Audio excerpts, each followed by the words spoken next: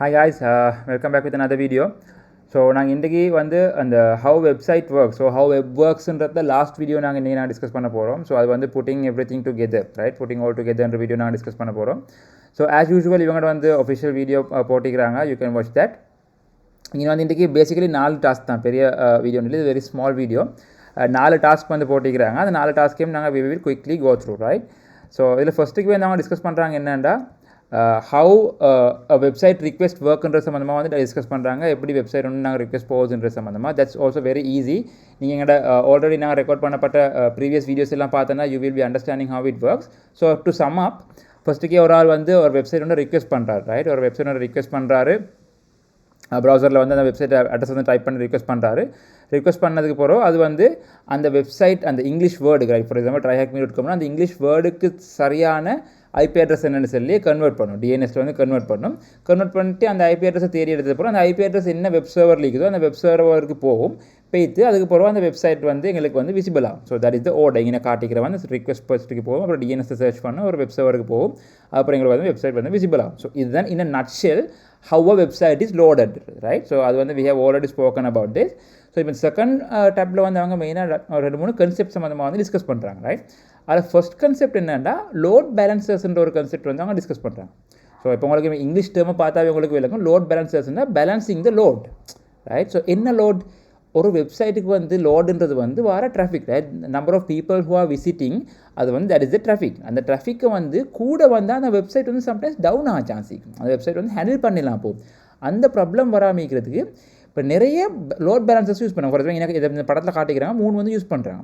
இந்த 3க்கு என்ன நடக்கும்னா, ஃபார் எக்ஸாம்பிள் ஒரு வெப்சைட்டுக்கு வந்து ஒரு 100 டிராஃபிக் தான் அட் அ டைம்ஸ் சர்வ் பண்ண இயலுமுண்டா, 100 கிட்ட போகல அது என்ன செய்யும்டா அடுத்த லோட் பேலன்சருக்கு கொடுத்துரும், அடுத்த இது கொடுத்துரும், அப்போ இன்னொன்று கொடுத்துரும். அப்புறம் வார லோடை வந்து பிரித்து கொடுக்கும். ஃபார் எக்ஸாம்பிள் ஒரு ஆளுக்கு 50, இன்னொன்றுக்கு இன்னொரு 50, வாட் எவர் லைக் வைஸ் பிரித்து கொடுத்துரும். ஒரே டைமில் வந்து கூட லோட் வந்து அந்த வெப்சைட் வந்து டவுன் ஆகாமல் வெப்சைட்டுக்கு வந்து கேட்ட பண்ணிடலாமல் சர்வ் பண்ணிடலாம் போகாமிக்கிறதுக்கு வெப்சைட்டுக்கு வர லோடை வந்து பேலன்ஸ் பண்ணி கொடுக்குற வேலை தான் உண்மையிலே லோட் பேலன்ஸில் செய்ய போகிற வேலை ரைட். அது இங்கே இந்த பேராகிராஃபில் தான் டீட்டெயிலாக போட்டு வச்சுக்கிறாங்க. ஸோ நான் not gonna read out everything, but simply saying managing the load பிரித்து கொடுக்குற வேலை தான் வந்து லோட் பேலன்சஸில் வந்து உண்மையிலே நடக்க போகுது right. That is simply load balances.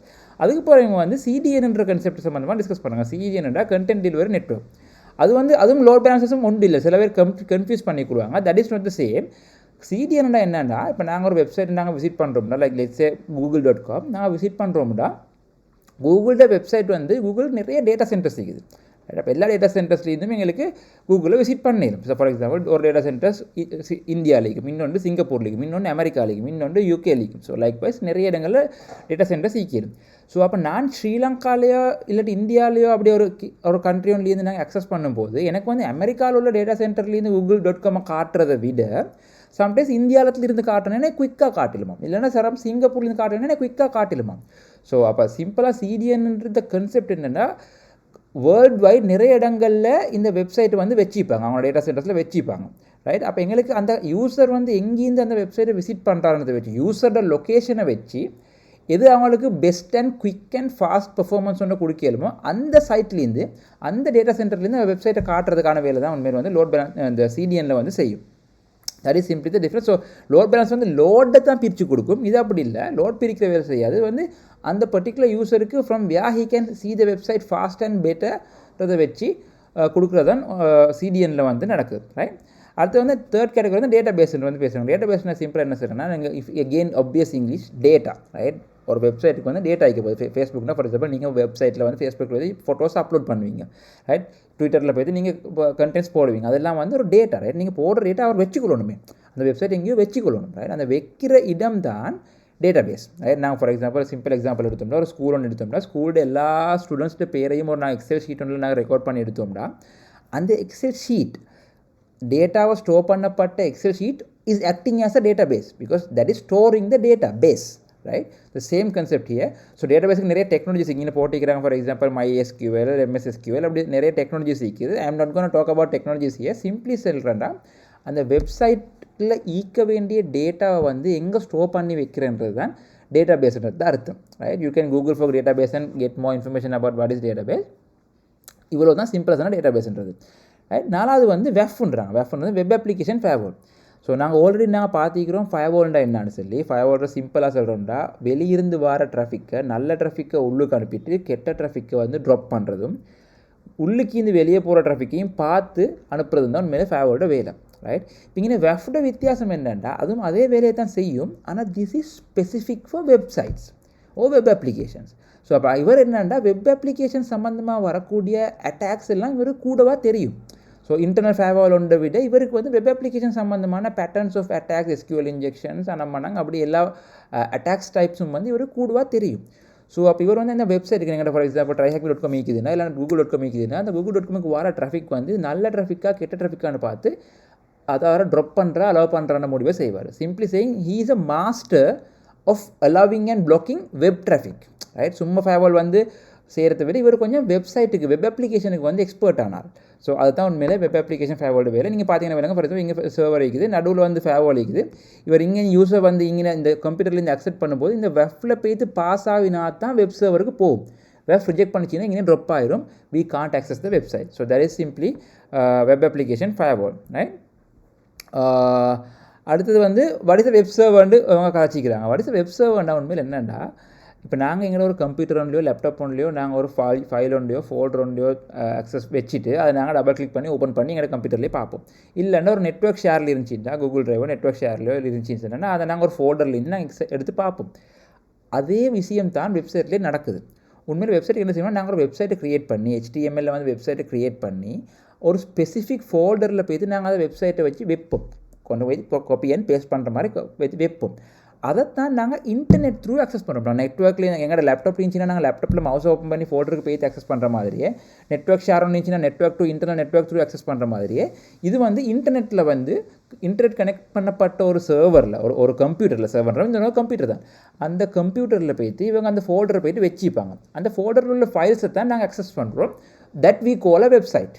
Right. End of the day is HTML files. நாங்கள் ஒவ்வொரு பேஜுக்கு ஒரு tryhackme.comல ஹோம் பேஜுக்கு போகிறோன்னா அது ஒரு பேஜ், அது ஒரு ஃபைல். இன்னொரு போகிறோன்னா இன்னொரு ஃபைல் லைக் வைஸ் ஒரு ஃபோல்டர் ஸ்ட்ரக்சரில் தான் நீங்கள் போய் website. End of the day it's a structure is a folder உள்ள ஒரு ஸ்ட்ரக்சர். அதை வந்து ஒரு ஃபோல்டர் வச்சுக்கணும். ஃபார் எக்ஸாம்பிள் லினக்ஸில் ஆப்ரேட்டிங் சிஸ்டம் சீக்கிரம் மேலும் விண்டோஸ் சீக்கிரம் மேலும் லினக்ஸ்னு சொன்னால் இந்த ஃபோல்டரில் தான் வச்சுப்பாங்க. வாடப்டப்ன்ற ஃபோல்டரில் வச்சுப்பாங்க. விண்டோஸ்னு சொன்னால் இந்த ஃபோல்டரில் வச்சுப்பாங்க. ரைட். ஸோ சிம்பிளாக என்னென்னா web server is holding the files of the website. அதை வந்து நாங்கள் இன்டர்நெட் த்ரூ அக்சஸ் பண்ணுறோம். நாங்கள் ஆஸ் அ யூஸர் சர்வர் வந்து அதை வச்சு எங்களுக்கு சர்வ் பண்ணுது. ரைட். ஆஸ் வி ஹோட்டல் ஒன்றில் போய் தானே அவங்களுக்கு சாப்பாடு சர்வ் பண்ணுற மாதிரி this one is hosting the website and it is serving us. Right. So that is simply a web server. அதே பார்த்து வர்ச்சுவல் ஹோஸ்ட்ன்ற ஒரு கன்செப்டை காய்ச்சிறாங்க. என்னென்னா வெப் சர்வர் வந்து உண்மையிலே ஃபிசிக்கல் ஹார்ட்வேர் உள்ள ஒரு வெப் சர்வர் ஐக்கிய மேலும் இல்லைனா ஃபிசிக்கல் இல்லாமல் ஒரு அப்ளிகேஷன் ஒரு சாஃப்ட்வேரோட யூஸ் பண்ணி ஒரு வெப் சர்வரோட ஹோஸ்ட் பண்ணி வச்சுக்க மேலும். ஸோ அப்போ சாஃப்ட்வேரோட யூஸ் பண்ணி தான் அவர் ஹோஸ்ட் பண்ணுறாருன்னா that's a virtual host. Right. Virtual சர்வரோட ஐக்கியம் இல்லைன்னா ஃபிசிக்கல் ஹார்ட்வேர் பாக்ஸ் ஒன்லேயே வச்சுக்கிறேன்னு சொன்னால் அது ஃபிசிக்கல்னு சொல்லிடும். ஸோ அந்த வர்ச்சுவல் உள்ள லாபம் என்னென்னா ஒரு ஹார்ட்வேரில் நிறைய வெப்சைட்ஸை வந்து ஹோஸ்ட் பண்ணிடும். Because it's virtual. Right. For example ஒரு ஃபோல்டர் 1 ஒரு ஃபோல்டரில் ஒரு வெப்சைட், 2 ஃபோல்டரில் இன்னொரு வெப்சைட், 3 ஃபோல்டரில் இன்னொரு வெப்சைட். ஸோ இங்கே எக்ஸாம்பிள் காட்டிக்கிறாங்க. ஃபார் எக்ஸாம்பிள் வாடப்டப் வெப்சைட் 1 ஒரு ஃபோல்டர் ஒரு வெப்சைட் இருக்குது. அப்புறம் வாடப்டப் வெப்சைட் 2 இன்னொன்று இருக்குது. So likewise for example virtually we can have multiple websites or multiple virtual hosts in one single hardware. That is simply virtual machine. Hardware physical ஐக்கியம் மேலும் virtual. We cannot touch. Hardware பாக்ஸ்னா touch பண்ணிடும். we cannot touch. It's virtual. அதான் virtual hostன்றது. அதுக்கப்புறம் static and dynamic content சம்மந்தமாக காய்ச்சிக்கிறாங்க. சிம்பிளாக என்னென்னா ஸ்டாட்டிக் கண்டென்ட்னா அந்த கண்டென்ட் ஃபிக்ஸ் பண்ணி வச்சது தான், அது சேஞ்ச் பண்ணல. அது அந்த கண்டென்ட்டோட எங்களுக்கு வந்து இன்ட்ராக்ட் பண்ணல. சில வெப்சைட்ஸ் நீங்கள் பார்த்துப்பீங்க அந்த website.com அடிச்சு போய்த்தோம்னா அதை அப்படியே போட்டு வச்சுப்பாங்க. we can just read it, that's all, we can't do anything. அப்போ அது வந்து ஸ்டாட்டிக் கண்டென்ட்.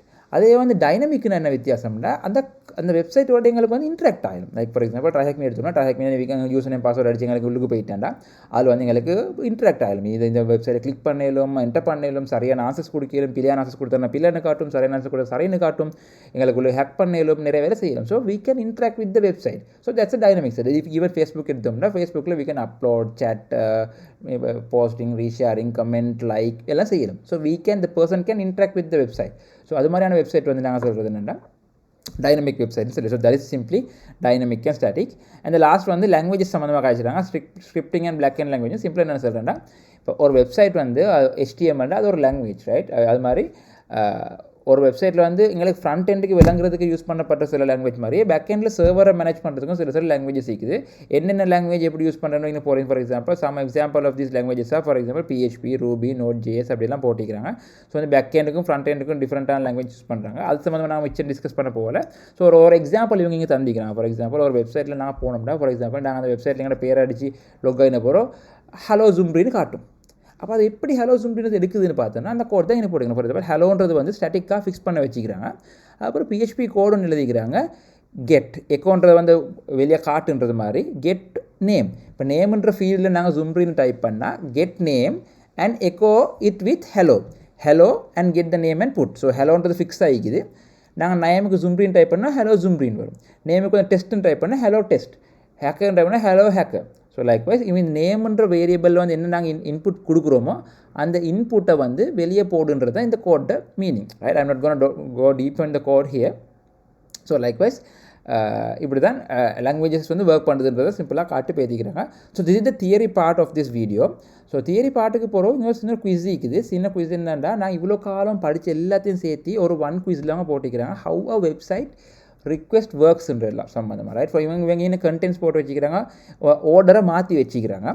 ஸோ இங்கே 1 2 3 4 வந்து 11 வரங்காட்டியும் ஆர்டர் இருக்குது. இப்போ சிம்பிளாக சொல்கிறேன்னா இப்போ இந்த ஒரு ஆள் வந்து tryhackme.comன்ற வெப்சைட்டை விசிட் பண்ணினா என்னென்ன ஸ்டெப்ஸ் த்ரூ போய்த்து எங்களோட ப்ரௌசரில் tryhackme.com வந்து விசிபிள் ஆகும் அப்படின்றத நாங்கள் வந்து இங்கே ஆர்டரை அரேஞ்ச் பண்ணணும். ரைட், இப்போ நான் ஃபஸ்ட்டுக்கே பார்த்தோம் சொன்னால் இந்த கண்டென்ட்ஸ் எல்லாம் பார்த்தோம் சொன்னால் ஃபஸ்ட்டுக்கே ரிக்வெஸ்ட் tryhackme.com நோண்டிக்குது. அப்புறம் HTML லோட் ஆகிற நோண்டிக்குது. லோக்கல் கேஷில் செக் பண்ணுறேன்டிக்குது. DNS பார்க்குறேன்லாம் இருக்குது. So like there are certain things you can just read it out. நாங்கள் இப்போ ஆர்டருக்கு செட் பண்ண பார்ப்போம். ரைட், ஃபஸ்ட்டுக்கு என்னென்னா ஒப்வியஸ்லி நாங்கள் tryhackme.com வந்து எங்களை ப்ரௌசரில் டைப் பண்ணி ரிக்வெஸ்ட் பண்ணுவோம். So that is the first thing going to happen. இப்போ நாங்கள் அதை அங்கே போட்டோம்னா தட்ஸ் ரைட். இது இன்கேஸ் பிள்ளை ஆயிடுச்சு ஃபார் எக்ஸாம்பிள் நான் கீழே எடுத்து போட்டு பார்ப்போம். பிள்ளை ஆயிடுச்சுன்னா இந்த ரெட்டில் காட்டும், சரின்னு சொன்னால் க்ரீனில் காட்டும். So the first is that okay நாங்கள் tryhackme.com நாங்கள் ரிக்வெஸ்ட் பண்ணிட்டோம். ரிக்வெஸ்ட் பண்ண என்ன நடக்கும்? ஃபஸ்ட்டுக்கு எங்களோட கம்ப்யூட்டரில் ஆல்ரெடி நாங்கள் tryhackme.com விசிட் பண்ணிக்கிறோமா, விசிட் பண்ணியிருந்தேன்னா எங்களோட கம்ப்யூட்டரோட கேஷில் ஈக்கும் அது. ரைட், ஸோ அதை தான் ஃபஸ்ட்டுக்கு பார்ப்பார். ஃபஸ்ட்டுக்கு செக் பண்ணுவார் எங்களோட கேஷில் ஈக்குதான்னு சரி பார்ப்பார். கேஷில் பார்த்தா இல்லை. அப்போ என்ன செய்கிற, இப்போ எங்கள்கிட்ட கம்ப்யூட்டருக்கு தெரியாது tryhackme.com IP அட்ரஸ். அப்போ என்ன அடுத்தது வந்து நாங்கள் டிஎன்எஸில் வந்து செக் பண்ணணும். ரிக்வெஸ்ட் டிஎன்எஸ் போய் செக் பண்ணணும். ஸோ என்ன டிஎன்எஸ் செக் பண்ணுற, என்ன ஆர்டரில் டிஎன்எஸ் செக் பண்ணுறது சம்மந்தமாக நாங்கள் டிஎன்எஸ் டீட்டெயில்ன்ற வீடியோவில் பார்த்துக்கிறோம். எங்களோட சேனலில் இருக்குது, நீங்கள் போய்ட்டு பாருங்கள். இல்லைடா the next one is local கேஷில் இல்லைன்னா நாங்கள் ரிக்வெஸ்ட் டிஎன்எஸ்க்கு போய்ட்டு பார்ப்போம். ரிக்வெஸ்ட் டிஎன்எஸில் இருக்குதாண்டு பார்த்தா ரிக்வெஸ்ட் டிஎன்எஸ் தேடி பார்த்தா அவருக்கும் தெரியாது tryhackme.com IP அட்ரஸ். அப்போ என்ன செய்வார், அதுக்கு போகிற வந்து அவர் ரூட் டிஎன்எஸ் போவார். அப்போ ரிகர்சிவ் இல்லைன்னு ரூட் டிஎன்எஸ் பற்றி பார்ப்பார். அங்கேயும் தெரியாது tryhackme.comக்கான IP அட்ரஸ் தெரியாது. அப்புறம் லாஸ்ட் பிளேஸ் ஷுவராகவே இங்கே இருக்கணும் ஒத்தோரேட்டிவ் டிஎன்எஸ் பேரை பார்த்தா அங்கே போய் தான் கண்டுபிடிச்சார். ஓகே tryhackme.comக்கு .sம்திங் வந்து ஒரு IP அட்ரஸ் இருக்குதுன்னு சொல்லி கண்டுபிடிச்சார். ரைட், கண்டுபிடிச்சா அப்புறம் அப்படியே அந்த IP அட்ரஸை நோக்கி போகக்குள்ள என்ன ஈக்கும், எங்களோட வெப் அப்ளிகேஷன் ஃபயர்வால் ஈக்கும். Because he is gonna block. அவர் வந்து ஓகேன்னு சொன்னால் தான் அதுக்கு அங்கெல்லாம் போகும்.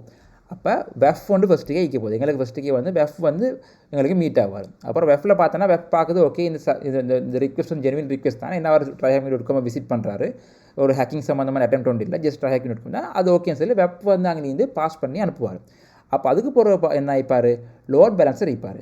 ஏன்னா வார லோடை மேனேஜ் பண்ணுறதுக்கு லோட் பேலன்ஸர் இருப்பார். ஸோ அப்போ வெஃப்பை தாண்டி வந்து லோட் பேலன்ஸர் பார்ப்பார். லோட் பேலன்ஸர்னு பார்த்து ஓகே இப்போ இந்த டைமில் லோட் எனக்கு பேலன்ஸ் பண்ணி கொடுக்கணும்னு பார்த்து அவர் போடுவார், ஒரு ஏரியாவுக்கு போடுவார் லோட் பேலன்ஸரில் போக சொல்லி. ரைட், அதுக்கு போகிறோம் நாங்கள் வெப்சைட் வந்து நாங்கள் அக்சஸ் பண்ணுற வெப்சைட் வந்து HTTPS உள்ள வெப்சைட்னா 443 போர்ட்டில் அக்சஸ் பண்ணுறோம். அதுவும் நாங்கள் ஆல்ரெடி டிஸ்கஸ் பண்ணுறோம். HTTP வீடியோவில் பாருங்கள். இல்லைன்னு சொன்னால் HTTPS இல்லாதுன்னா போர்ட் 80 அக்சஸ் பண்ணுறாங்க. So most of the time அது வந்து என்ன போர்ட்டுக்குன்னு சொல்லி நாங்கள் ரீடைரக்ட் பண்ணுறோம். ஸோ நாங்கள் லோட் பேலன்ஸை பாஸ் பண்ணிட்டோம், என்ன போர்ட்டுக்குன்னு சொல்லி போர்ட்லேயும் வந்து வெப் சர்வரோட வந்து கனெக்ட் பண்ணிட்டோம். ரைட், அது கனெக்ட் பண்ணதுக்கு போகிறோம் என்ன நடக்கும்னு சொன்னால் வெப் சர்வருக்கு வந்து இப்போ ரிக்வெஸ்ட் போகும். ஓகே tryhackme.com கேட்குறாங்க அப்படின்னு சொல்லி ரிக்வெஸ்ட் போகும். ரைட், வெப் சர்வருக்கு ரிக்வெஸ்ட் கிடைக்குது. ரைட், வெப் சர்வருக்கு எடுத்து வெப் சர்வர் ரிக்வெஸ்ட் எடுத்து ஓகே இப்போ என்ன டேட்டா பேஸ்லேருந்து என்ன இன்ஃபர்மேஷன் அவர் கொடுக்கணும்னு சொல்லி அவர் பின்னுக்குள்ளே டேட்டா பேஸுக்கு வந்து அவர் கனெக்ட் பண்ணுவார். So he is talking to the data base. அவர் டேட்டா பேஸில் பார்த்து ஓகே இந்த என்னோட tryhackme.com ஹோம் பேஜ் இது தான், you can give this home page to the user's browser. Right, அப்போ ப்ரௌசரில் வந்து tryhackme.com வந்து விசிபிள் ஆகும். ரைட், ஸோ ஹீ ஸ்டார்டட் இதை என்டர் பண்ண வேண்டிய இந்த ஃப்ளாக் இங்கே வந்துருச்சு. Flag I have already given. ஸோ சிம்பிளாக சொல்கிறேன்னு சொன்னேன்னா ஃபஸ்ட்டுக்கே அவர் டைப் பண்ணுறாரு trihacking.com டைப் பண்ண உடனே அவரோட கம்ப்யூட்டரில் வந்து நிற்கலை. டைப் பண்ண ஃபஸ்ட்டுக்கே லோக்கல் கேஷை பார்த்தாரு, அது லீக்கல்ல. அப்புறம் டிஎன்எஸ் பேச்சு, ரிக்வஸ்ட் டிஎன்எஸ் பேச்சு, அப்புறம் ரூட் டிஎன்எஸ் பேச்சு, அது ஒத்தோட டிஎன்எஸ் பேச்சு கண்டுபிடிச்சிச்சு. அதுக்கப்புறம் ஒரு வெஃப் ஒன் இருந்தார், வெஃபை பைபாஸ் தாண்டி போனார். அதுக்கப்புறம் லோட் பேலன்சரில் போய்ட்டு போனார். அப்புறம் அந்த போர்ட்டுக்கு கனெக்ட் பண்ணார். அதுக்கப்புறம் HTTP கெட் ரிக்வெஸ்ட் ஒன்று போய்த்து இது பண்ணிச்சு. அப்புறம் டேட்டா பேஸோட பேசிட்டு end of the day he got the site in his browser. So இவ்வளோ ஒரு பெரிய ஒரு process within a very short amount of time is happening behind the scenes. So this is it about the how website works category. So நாங்கள் இனி போயிட்டோம்னா நாங்கள் எங்களோட இந்த ப்ரீ செக்யூரிட்டி பார்ட்டில் வந்து we have covered certain things. So அடுத்தது வந்து நாங்கள் ஸ்டார்ட் பண்ண போகிறது வந்து லினக்ஸ்ன்னு நினைக்கிறேன். ஸோ how website worksன்ற சம்மந்தம் நாங்கள் டிஸ்கஸ் பண்ணி கம்ப்ளீட் பண்ணிட்டோம்.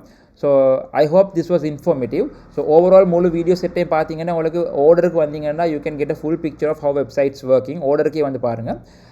Hope this was informative. Happy hacking guys. See you in another video. Thanks. Bye.